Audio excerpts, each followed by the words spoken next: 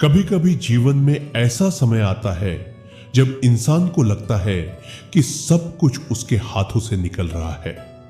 जिस व्यक्ति को अपना समझा वही दूर हो गया। जिस रिश्ते को जीवन भर निभाने का सपना देखा वही रिश्ता टूट गया। जिस काम के लिए दिन रात मेहनत की उसमें सफलता किसी और को मिल गई। जिस चीज को पाने के लिए वर्षों तक इंतजार किया वह अचानक किसी और के हिस्से में चली गई। और तब मन के अंदर एक सवाल उठता है, आखिर मेरे साथ ही ऐसा क्यों हो रहा है? मैंने किसी का बुरा नहीं किया, फिर मेरे साथ बुरा क्यों हो रहा है? मैंने इतनी मेहनत की, फिर मेरी मेहनत का फल मुझे क्यों नहीं मिला? जिसे मैं अपना समझता था वह मेरा क्यों नहीं रहा? लेकिन मेरे प्रिय, यहीं पर श्रीमद् भगवद गीता का ज्ञान हमारे जीवन में प्रवेश करता है। श्री कृष्ण हमें यह समझाते हैं कि संसार में हम बहुत सी चीजों को अपना समझ लेते हैं, जबकि वास्तव में वे कुछ समय के लिए हमारे पास आती है। मनुष्य कहता है यह मेरा घर है, समय कहता है कुछ वर्षों के लिए। मनुष्य कहता है यह मेरा परिवार है, समय कहता है यह रिश्ता तुम्हें एक यात्रा के लिए मिला है। मनुष्य कहता है यह व्यक्ति मेरा है, जीवन कहता है वह तुम्हारे जीवन में एक भूमिका निभाने आया है। और सबसे बड़ी भूल हम तब करते हैं जब किसी चीज के चले जाने पर यह मान लेते हैं कि हमारा जीवन भी खत्म हो गया। नहीं, तुम्हारा जीवन किसी एक व्यक्ति से बड़ा है। तुम्हारी पहचान किसी एक रिश्ते से बड़ी है। तुम्हारी खुशी किसी एक सफलता से बड़ी है। और तुम्हारा भविष्य आज की परिस्थिति से कहीं बड़ा है। इसलिए आज श्री कृष्ण के संदेश को अपने हृदय में उतार लो। जो वास्तव में तुम्हारे भाग्य और धर्म के अनुसार तुम्हारे जीवन में है, उसे केवल किसी के चाहने से तुमसे छीना नहीं जा सकता। और जो तुम्हारे लिए नहीं है, उसे पकड़कर रखने की कोशिश करने से भी वह हमेशा तुम्हारे पास नहीं रहेगा। यही समझ जीवन में शांति लेकर आती है। जो चला गया उसे जाने दो। हमारा सबसे बड़ा दुख अक्सर किसी चीज के चले जाने से नहीं होता। दुख इस बात से होता है कि हम उसे जाने नहीं देना चाहते। कोई व्यक्ति हमें छोड़कर चला गया, हम उसके पीछे भागते हैं। कोई रिश्ता टूट गया, हम उसे जोड़ने के लिए स्वयं को तोड़ने लगते हैं। कोई अवसर हाथ से निकल गया, हम महीनों तक उसी अवसर के बारे में सोचते रहते हैं। लेकिन जरा सोचो, क्या अतीत को पकड़कर भविष्य बनाया जा सकता है? नहीं। भगवद गीता हमें कर्म करने और उसके परिणाम के प्रति अत्यधिक आसक्ति से बचने की शिक्षा देती है। गीता 2.47 का प्रसिद्ध संदेश यही है कि मनुष्य का अधिकार कर्म पर है, फल पर नहीं। इसका अर्थ यह नहीं कि मेहनत मत करो। इसका अर्थ यह है कि मेहनत पूरी करो, लेकिन अपने मन की शांति को परिणाम का गुलाम मत बनाओ। तुमने किसी रिश्ते को बचाने की पूरी कोशिश की, अच्छा किया।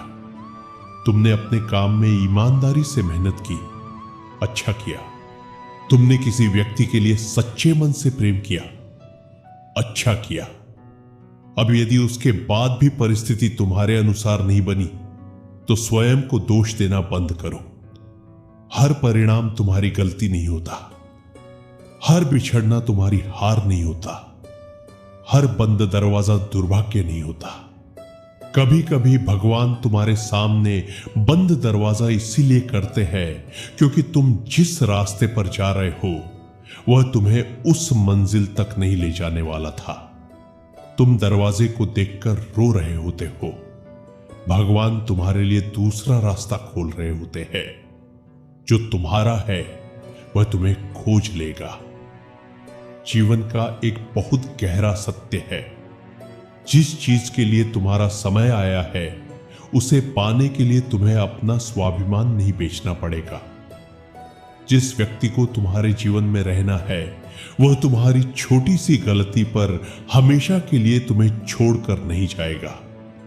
जिस अवसर का समय तुम्हारे जीवन में आया है उसे पाने के लिए तुम्हें गलत रास्ते पर जाने की जरूरत नहीं पड़ेगी। जिस सफलता के लिए तुम्हारी मेहनत और समय तैयार है, उसके लिए तुम्हें किसी का अधिकार छीनने की आवश्यकता नहीं होगी। इसलिए दूसरों की जिंदगी देखकर परेशान मत हो। आज कोई तुमसे आगे निकल गया है तो क्या हुआ, उसका रास्ता उसका है, तुम्हारा रास्ता तुम्हारा है। किसी दूसरे की घड़ी देखकर अपनी जिंदगी की घड़ी मत चलाओ। किसी और की सफलता देखकर अपनी मेहनत पर शक मत करो। किसी और के पास क्या है, यह देखकर अपने पास मौजूद चीजों की कीमत मत भूलो, क्योंकि भगवान हर व्यक्ति के जीवन की यात्रा अलग बनाते हैं। किसी को जल्दी सफलता मिलती है, किसी को देर से, किसी को धन पहले मिलता है, किसी को ज्ञान पहले मिलता है, किसी को रिश्ते जल्दी मिलते हैं, किसी को अकेलेपन के माध्यम से स्वयं को पहचानने का अवसर मिलता है। लेकिन देर का अर्थ यह नहीं कि भगवान ने तुम्हें भुला दिया। कभी कभी देरी ही तैयारी होती है। अर्जुन भी भ्रमित हुए थे। जिस युद्ध भूमि में श्री कृष्ण ने अर्जुन को गीता का ज्ञान दिया, वहां अर्जुन कोई कमजोर व्यक्ति नहीं थे, वे महान योद्धा थे। लेकिन जब उन्होंने अपने सामने अपने ही संबंधियों, गुरुजनों और प्रियजनों को देखा तो उनका मन विचलित हो गया, उनके हाथ कांपने लगे, उनका मन भ्रमित हो गया। उन्होंने युद्ध करने से इनकार करने का विचार किया। अब सोचो, जब अर्जुन जैसे महान योद्धा का मन परिस्थिति देखकर विचलित हो सकता है, तो हमारा मन क्यों नहीं होगा। हम भी कभी कभी टूटेंगे, हम भी कभी रोएंगे, हम भी कभी भ्रमित होंगे, हम भी कभी पूछेंगे, भगवान मेरे साथ ही ऐसा क्यों। लेकिन गीता हमें यही सिखाती है कि भ्रम की अवस्था अंतिम सत्य नहीं होती। आज जो दिखाई दे रहा है वही पूरी कहानी नहीं है। तुम्हारी जिंदगी का एक अध्याय खराब हो सकता है, लेकिन इसका मतलब यह नहीं कि पूरी किताब खराब है। आज तुम्हारे पास कोई नहीं है, इसका अर्थ यह नहीं कि भविष्य में भी कोई नहीं होगा। आज तुम्हारे पास धन कम है, इसका अर्थ यह नहीं कि हमेशा कमी ही रहेगी। आज तुम्हें सफलता नहीं मिल रही, इसका अर्थ यह नहीं कि तुम असफल व्यक्ति हो। आज तुम्हारे जीवन में अंधेरा है, इसका अर्थ यह नहीं कि सूर्य फिर कभी नहीं निकलेगा। भगवान से यह मत कहो कि मेरी इच्छा पूरी करो। अक्सर हमारी प्रार्थना भी हमारी इच्छाओं की सूची बन जाती है। हम भगवान से कहते हैं, भगवान मुझे यही व्यक्ति चाहिए, भगवान मुझे यही नौकरी चाहिए, भगवान मुझे इतना पैसा चाहिए, भगवान यही परिणाम चाहिए। लेकिन भक्ति का एक और सुंदर रूप है। भगवान से कहो, हे प्रभु मुझे वह मत देना जो केवल मेरी इच्छा है, मुझे वह देना जो मेरे जीवन और आत्मा के लिए उचित है। यह प्रार्थना बहुत शक्तिशाली है, क्योंकि जब तुम भगवान पर विश्वास करते हो तो तुम्हारा मन धीरे धीरे परिणाम की चिंता से मुक्त होने लगता है। गीता के अंतिम संदेशों में श्री कृष्ण अर्जुन को अपनी शरण में आने और शोक न करने का आश्वासन देते हैं। इसका भाव यही है, जब मनुष्य अपने अहंकार और अत्यधिक चिंता को छोड़कर ईश्वर में आश्रय रखता है, तब उसके भीतर एक अलग प्रकार की शांति जन्म लेती है। तुम्हें हर चीज को नियंत्रित करने की आवश्यकता नहीं है।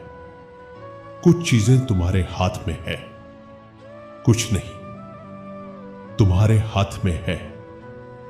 तुम क्या सोचते हो, तुम क्या बोलते हो, तुम क्या कर्म करते हो, तुम किस दिशा में चलते हो, तुम किस तरह के व्यक्ति बनते हो। लेकिन हर व्यक्ति तुम्हारे अनुसार व्यवहार करे, यह तुम्हारे हाथ में नहीं है। हर परिस्थिति तुम्हारे अनुसार बने, यह तुम्हारे हाथ में नहीं है। हर परिणाम तुम्हारी इच्छा के अनुसार आए, यह भी तुम्हारे हाथ में नहीं है। और यही समझ मन को मुक्त करती है। जो तुम्हें छोड़ गया उसके पीछे मत भागो। कभी कभी हम किसी व्यक्ति को इतना महत्व दे देते हैं कि उसके जाने के बाद हमें लगता है कि हम अधूरे हो गए। लेकिन याद रखो, तुम किसी के आने से पैदा नहीं हुए थे, तुम किसी के जाने से खत्म नहीं हो जाओगे। किसी का प्रेम सुंदर हो सकता है, लेकिन तुम्हारा अस्तित्व केवल उस प्रेम पर निर्भर नहीं है। यदि कोई तुम्हें छोड़कर चला गया है तो अपने आप से पूछो, क्या मैं वास्तव में उस व्यक्ति को खो चुका हूं, या मैंने केवल अपने मन में बनाई हुई एक कल्पना खोई है? कई बार हम व्यक्ति को नहीं, बल्कि उसके साथ देखे गए भविष्य को खोते हैं। हमने सोचा था वह हमेशा साथ रहेगा, हमने सोचा था वह कभी नहीं बदलेगा, हमने सोचा था हम दोनों हमेशा एक दूसरे को समझेंगे। जब वास्तविकता अलग होती है तो हमारा मन टूट जाता है। लेकिन यही वह समय है जब तुम्हें अपने भीतर लौटना चाहिए। किसी के पीछे अपनी आत्मा मत खो देना, किसी को पाने के लिए अपने सम्मान को मत छोड़ना, किसी को रोकने के लिए अपने जीवन को मत रोकना, और सबसे महत्वपूर्ण, जो स्वयं जाना चाहता है उसे प्रेम से जाने दो। क्योंकि प्रेम का अर्थ पकड़ कर रखना नहीं है, प्रेम का अर्थ कभी कभी मुक्त करना भी है। तुम्हारा कर्म कोई नहीं छीन सकता। मान लो दो लोग एक ही परीक्षा में बैठे, एक को अधिक अंक मिले, दूसरे को कम। क्या कम अंक वाला व्यक्ति जीवन भर असफल हो गया? नहीं, क्योंकि परिणाम एक घटना है, व्यक्ति की यात्रा उससे बड़ी है। तुम्हारे जीवन में भी ऐसा ही है। किसी और को आज सफलता मिल गई, तुम्हें नहीं मिली। इसका अर्थ यह नहीं कि तुम्हारा भविष्य किसी ने चुरा लिया। तुम्हारा भविष्य अभी बना ही नहीं है, वह तुम्हारे आज के कर्मों से बन रहा है। इसलिए तुलना बंद करो, अपने कर्म पर ध्यान दो। यदि तुम्हारा कर्म ईमानदार है तो धीरे धीरे तुम्हारा मन मजबूत होगा। यदि तुम्हारा प्रयास निरंतर है तो तुम्हारी क्षमता बढ़ेगी। यदि तुम्हारा मन भगवान में स्थिर है तो परिस्थिति चाहे जैसी हो, तुम टूटोगे नहीं। क्योंकि वास्तविक जीत केवल बाहर की सफलता नहीं है। वास्तविक जीत यह है कि परिस्थिति बदल जाए लेकिन तुम्हारा विश्वास न बदले। कभी कभी भगवान चीजें छीनते नहीं, बचाते हैं। यह बात हमेशा याद रखना। कभी कभी जिस चीज के चले जाने पर तुम भगवान से शिकायत करते हो, वही चीज भविष्य में तुम्हारे लिए दुख का कारण बनने वाली थी। तुम सोच रहे थे, भगवान ने मुझे उससे क्यों दूर कर दिया? शायद भगवान कह रहे थे, क्योंकि मैं देख रहा था जो तुम नहीं देख पा रहे थे। तुम कह रहे थे, मेरी नौकरी क्यों चली गई? शायद जीवन कह रहा था, क्योंकि तुम्हें एक नई दिशा में जाना था। तुम कह रहे थे, मेरा रिश्ता क्यों टूट गया? शायद समय कह रहा था, क्योंकि तुम्हें पहले स्वयं से प्रेम करना सीखना था। तुम कह रहे थे, मेरी योजना क्यों असफल हो गई? शायद भगवान कह रहे थे, क्योंकि मेरी योजना तुम्हारी योजना से बड़ी है। यह विश्वास आसान नहीं है, लेकिन यही विश्वास धीरे धीरे मनुष्य को मजबूत बनाता है। हर चीज को अपना मत समझो। इस संसार में सबसे बड़ा मोह है, यह मेरा है। मेरा पैसा, मेरा घर, मेरी गाड़ी, मेरी नौकरी, मेरा परिवार, मेरा सम्मान, मेरी प्रसिद्ध, मेरा शरीर। लेकिन थोड़ा गहराई से सोचो, जब तुम इस संसार में आए थे तब इनमें से क्या तुम्हारे पास था? कुछ भी नहीं। और जब एक दिन तुम इस संसार से जाओगे तब इनमें से क्या साथ जाएगा? कुछ भी नहीं। तो फिर इन्हें लेकर इतना अहंकार क्यों?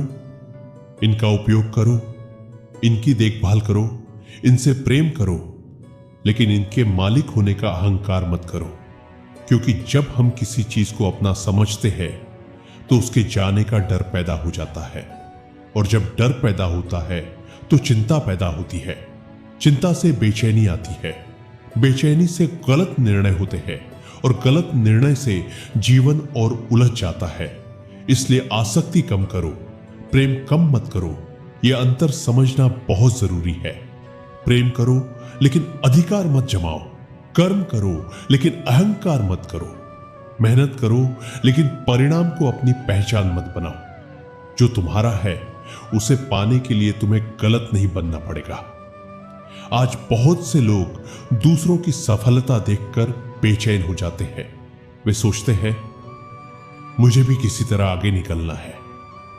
फिर वे झूठ बोलते हैं, धोखा देते हैं, किसी का हक छीनते हैं, किसी को नीचे गिराकर स्वयं ऊपर उठना चाहते हैं। लेकिन याद रखो, दूसरे को गिराकर मिली ऊंचाई वास्तव में ऊंचाई नहीं होती। यदि तुम्हारी सफलता के पीछे किसी का आंसू है तो तुम्हारा मन कभी पूरी तरह शांत नहीं होगा। इसीलिए अपने कर्म को पवित्र रखो। तुम्हें देर हो सकती है, लेकिन तुम्हें अपने चरित्र की कीमत पर सफलता नहीं खरीदनी है। भगवान के सामने तुम्हारी सबसे बड़ी संपत्ति तुम्हारा चरित्र है, तुम्हारा सत्य है, तुम्हारा कर्म है, तुम्हारा भाव है। जब लगे कि सब छिन गया है, यदि आज तुम्हें लग रहा है कि तुम्हारे पास कुछ नहीं बचा, तो कुछ देर शांत बैठो, अपनी आंखें बंद करो, धीरे धीरे सांस लो और अपने मन से कहो, मैं अभी भी जीवित हूं, मेरे पास अभी भी एक नया दिन है, मेरे पास अभी भी कर्म करने की शक्ति है, मेरे पास अभी भी भगवान का नाम है, मेरे पास अभी भी सीखने का अवसर है, मेरे पास अभी भी अपने जीवन को बदलने की संभावना है। फिर भगवान से कहो, हे कृष्ण, मैं सब कुछ समझ नहीं पा रहा हूं, लेकिन मैं आप पर विश्वास करना चाहता हूं। इतना कहना भी बहुत है। हर प्रश्न का उत्तर तुरंत नहीं मिलता। कुछ उत्तर समय देता है, कुछ अनुभव देते हैं और कुछ उत्तर भगवान स्वयं देते हैं। लेकिन तब जब हमारा मन उन्हें सुनने योग्य हो जाता है। समय सबसे बड़ा शिक्षक है। आज जिस घटना को तुम अपनी जिंदगी का सबसे बड़ा दुख समझ रहे हो, संभव है कुछ वर्षों बाद तुम उसी घटना को देखकर कहो, अगर वह घटना नहीं हुई होती तो मैं आज यहां नहीं होता। कितनी बार ऐसा हुआ है, जिस नौकरी का जाना तुम्हें दुनिया का अंत लगा था, उसी के बाद तुम्हें बेहतर अवसर मिला। जिस रिश्ते का टूटना तुम्हें असहनीय लगा था, उसी के बाद तुमने स्वयं को पहचाना। जिस असफलता ने तुम्हें रुलाया, उसी ने तुम्हें मेहनत करना सिखाया। जिस अकेलेपन से तुम डरते थे, उसी ने तुम्हें भीतर से मजबूत बनाया। इसलिए हर घटना का अंतिम निर्णय उसी समय मत कर दो। समय को अपना काम करने दो। अपने मन से एक वादा करो। आज से तुम यह वादा करो, मैं किसी के जाने पर स्वयं को खत्म नहीं करूंगा। मैं किसी की सफलता देखकर स्वयं को छोटा नहीं समझूंगा। मैं अपने कर्म से भागूंगा नहीं। मैं अपने परिणाम को लेकर भगवान से लड़ता नहीं रहूंगा। मैं हर परिस्थिति से सीखूंगा। मैं जो मेरे पास है उसके लिए आभारी रहूंगा। मैं जो चला गया उसके लिए भगवान को दोष नहीं दूंगा। और मैं जो आने वाला है उसके लिए भयभीत नहीं रहूंगा, क्योंकि मुझे विश्वास है मेरी यात्रा का हर अध्याय किसी न किसी उद्देश्य से लिखा जा रहा है। याद रखो, तुम्हारी कीमत किसी की पसंद से तय नहीं होती। अगर कोई तुम्हें पसंद नहीं करता तो इसका मतलब यह नहीं कि तुम मूल्यहीन हो। अगर कोई तुम्हें समझ नहीं पाया तो इसका मतलब यह नहीं कि तुम गलत हो। अगर किसी ने तुम्हें छोड़ दिया तो इसका मतलब यह नहीं कि तुम प्रेम के योग्य नहीं हो। अगर किसी ने तुम्हारी मेहनत नहीं पहचानी तो इसका मतलब यह नहीं कि तुम्हारी मेहनत व्यर्थ थी। दुनिया तुम्हें पहचानने में देर कर सकती है, लेकिन तुम्हें स्वयं को पहचानने में देर नहीं करनी चाहिए। अपने मन में यह बात बैठा लो, मैं अपनी परिस्थितियों से बड़ा हूं। आज परिस्थिति कठिन है, कल बदल सकती है। आज रास्ता बंद है, कल खुल सकता है। आज लोग तुम्हें नजरअंदाज कर रहे हैं, कल वही लोग तुम्हें देखकर प्रेरणा ले सकते हैं। लेकिन इसके लिए तुम्हें आज अपने कर्म से जुड़े रहना होगा। भगवान पर भरोसा कैसे करें? भगवान पर भरोसा करने का अर्थ यह नहीं कि तुम कुछ मत करो और सब भगवान पर छोड़ दो। नहीं, भगवान पर भरोसा करने का अर्थ है अपना सर्वश्रेष्ठ कर्म करना और परिणाम को लेकर भीतर से टूटना नहीं। तुम खेत में बीज डाल सकते हो, मिट्टी तैयार कर सकते हो, पानी दे सकते हो, खाद दे सकते हो, लेकिन बीज को फल बनने के लिए समय चाहिए। तुम पेड़ को रोज खींचकर बड़ा नहीं कर सकते। उसी प्रकार जीवन में भी कुछ चीजें समय लेती है। तुम्हारा काम है बीज बोना, भगवान का काम है समय आने पर फल देना। अगर कोई तुम्हारा हक छीन रहा हो तो इस संदेश का अर्थ यह नहीं है कि अन्याय सहते रहो। यदि कोई तुम्हारे अधिकार को गलत तरीके से छीन रहा है तो उचित और धर्मसम्मत प्रयास करना भी आवश्यक है। अर्जुन को श्री कृष्ण ने युद्ध भूमि से भागने की शिक्षा नहीं दी। उन्होंने उसे अपने कर्तव्य से विमुख होने के बजाय धर्म के अनुसार कर्म करने के लिए प्रेरित किया। इसलिए शांति का अर्थ कमजोरी नहीं है, वैराग्य का अर्थ पलायन नहीं है, समर्पण का अर्थ निष्क्रियता नहीं है। गीता हमें सिखाती है मन को शांत रखो और कर्म को मजबूत रखो। यदि तुम्हारे साथ अन्याय हो रहा है तो बुद्धि से उचित कदम उठाओ, लेकिन बदले की आग में स्वयं को मत जलाओ। न्याय के लिए खड़े हो, घृणा के लिए नहीं। एक दिन सब समझ आएगा। जीवन में कुछ घटनाओं का अर्थ हमें उसी समय नहीं समझ आता, लेकिन समय गुजरता है, हम पीछे मुड़कर देखते हैं और अचानक समझ आता है, अच्छा हुआ वह व्यक्ति मेरी जिंदगी से चला गया, अच्छा हुआ वह अवसर मुझे नहीं मिला, अच्छा हुआ वह योजना असफल हो गई, अच्छा हुआ मुझे कुछ समय अकेले रहना पड़ा। क्यों? क्योंकि उस समय हम केवल एक घटना देख रहे थे, भगवान पूरी यात्रा देख रहे थे। हम केवल आज जानते थे, भगवान आने वाला कल जानते थे। इसलिए हर बात पर तुरंत निर्णय मत दो। कभी कभी जीवन का सबसे अच्छा अध्याय उस अध्याय के बाद शुरू होता है जिसे हम सबसे बुरा समझते हैं। यदि आज तुम्हारी जिंदगी में कुछ ऐसा है जिसे लेकर तुम्हारा मन बहुत परेशान है, तो आज रात भगवान के सामने बैठना, किसी से शिकायत मत करना, बस अपनी आंखें बंद करना और कहना, हे श्री कृष्ण, जो मेरे लिए है उसे मेरे जीवन में बनाए रखना और जो मेरे लिए नहीं है उसे छोड़ने की शक्ति देना। फिर कहना, मुझे इतना विवेक देना कि मैं दोनों के बीच अंतर समझ सकूं, क्योंकि कई बार हमारी समस्या ये नहीं होती कि भगवान हमें कम दे रहे हैं।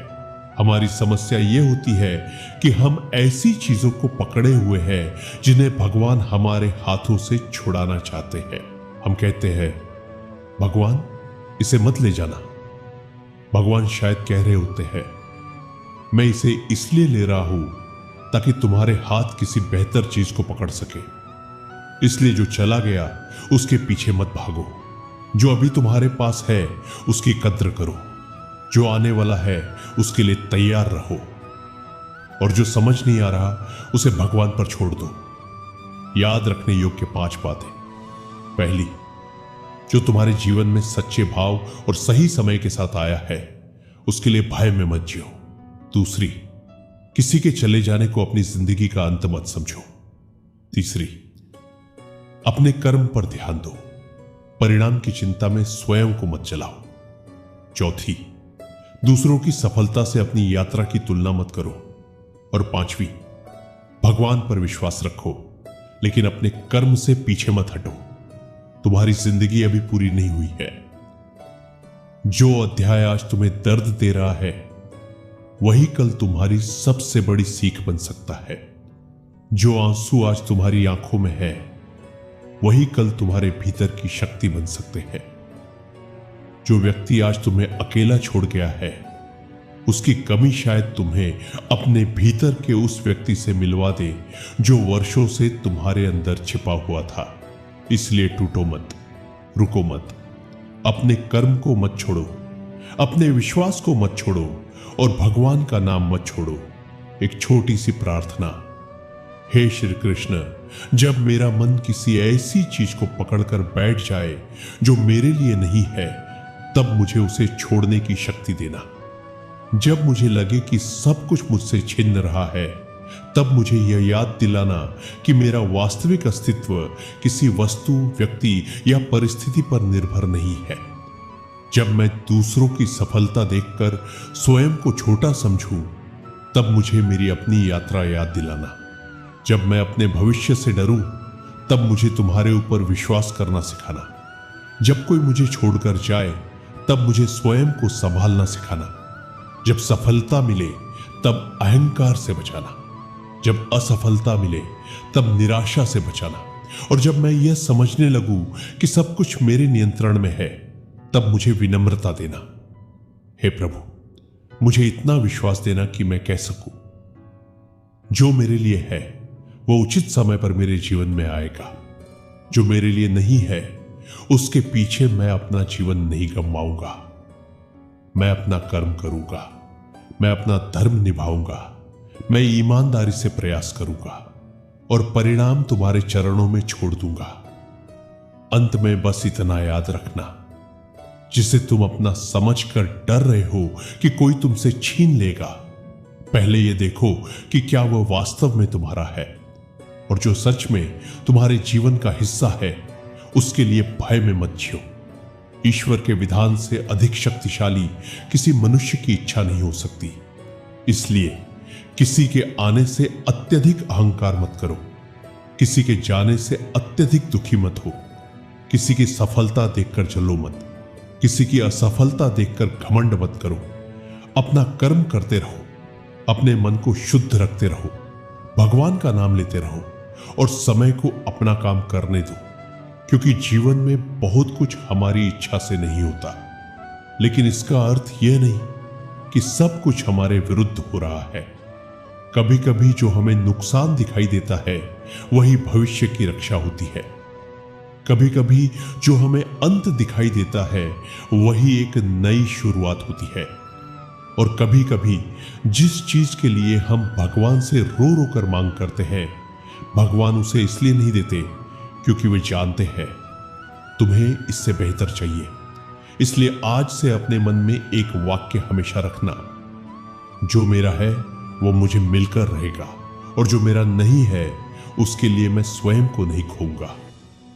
बस यही विश्वास रखो, मेहनत करते रहो, सच्चाई के रास्ते पर चलते रहो, भगवान पर भरोसा रखो। और जब मन बहुत परेशान हो, तब श्री कृष्ण का यह संदेश याद करो, शोक मत करो, भगवान की शरण में जाकर अपने कर्म को करते रहो। क्योंकि तुम्हारी कहानी अभी बाकी है, तुम्हारा भविष्य अभी बाकी है, तुम्हारी मंजिल अभी बाकी है। और सबसे सुंदर बात, भगवान की कृपा का अध्याय भी अभी बाकी है। राधे राधे। जय श्री कृष्ण।